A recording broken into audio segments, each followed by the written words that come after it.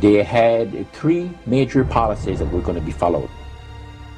First, Lucifer says, we have to make sure that people, humans, get to believe that Satan and his angels do not really exist. You know, Roger, that's interesting because a recent research study report that I read indicated that in a national survey, I believe it's over 75% of people do not really believe in a real tangible devil.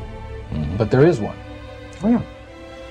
The next thing, the three parts policy that they had adopted there, the second one was to find a way of being able to get total control of people's minds.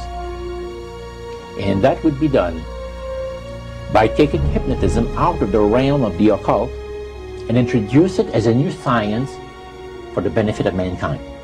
They felt that by taking hypnotism out of the realm of the occult and introducing it as a new science for the benefit of mankind, they could then use people of great renown, educators, people of capacity, that would do great things, such as supposedly regress people in time to former lives that they had.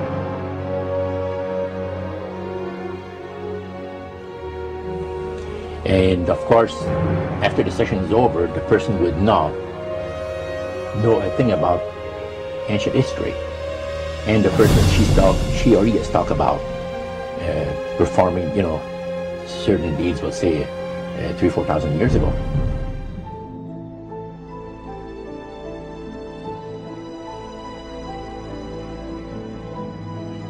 But this was their strategy. Now, what this would do for the thing is this, that it would create in the minds of the general public, solidly set in the mind of the general public, an unwavering trust in that great deception. So now this would be a way of de-Christianizing the Western world through the avenue of mysticism. The three things were, number one, that they did not want Satan did not want the human family to think that he or his angels existed. Right. The second point that you made had to do with taking control of people's minds. That's right. The third point was what? Was to destroy the Bible without burning it. Okay. See? And what was his strategy on that? On that, it was very interesting. Because after the Great General Council, it was decided that Satan would tutor Charles Darwin personally in setting up the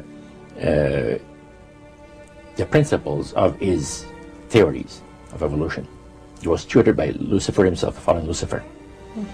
And at that time, it was understood, Satan and his spirit counselors understood, that if a person was led to believe in the theory of evolution, it would, in his life, destroy completely the creation week of the Bible, the fall of man, and the plan of redemption.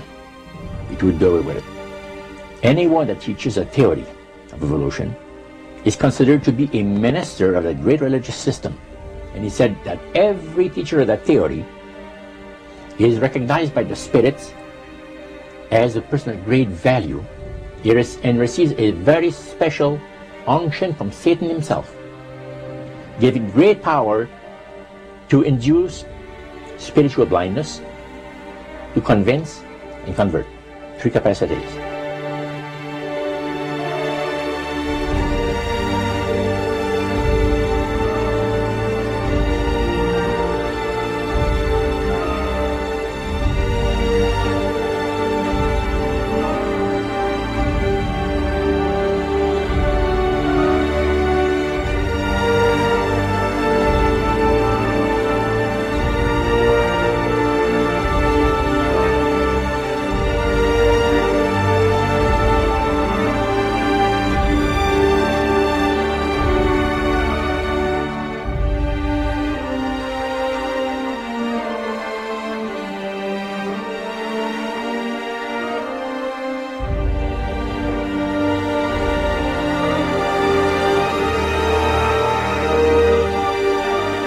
Is the grain plain, the master's grain plain, for harvesting the nations, for harvesting the multitudes of the earth.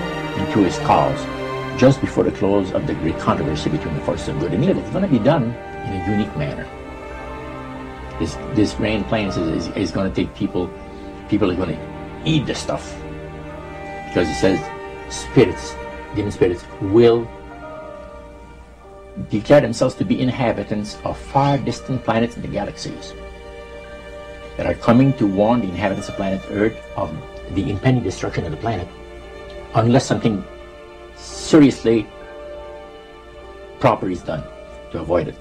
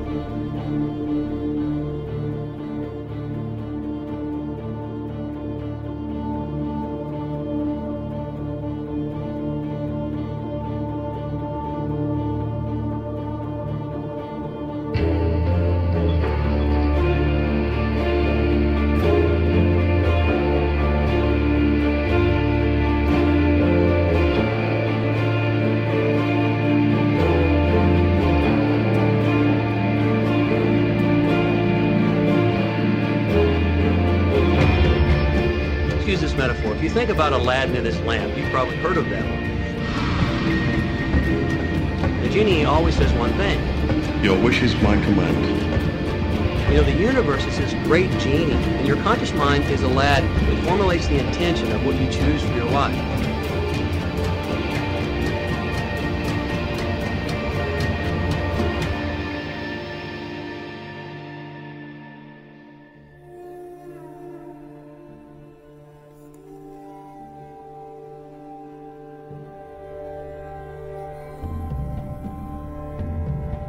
At the very heart and core of all these secret societies lurks the Kabbalah.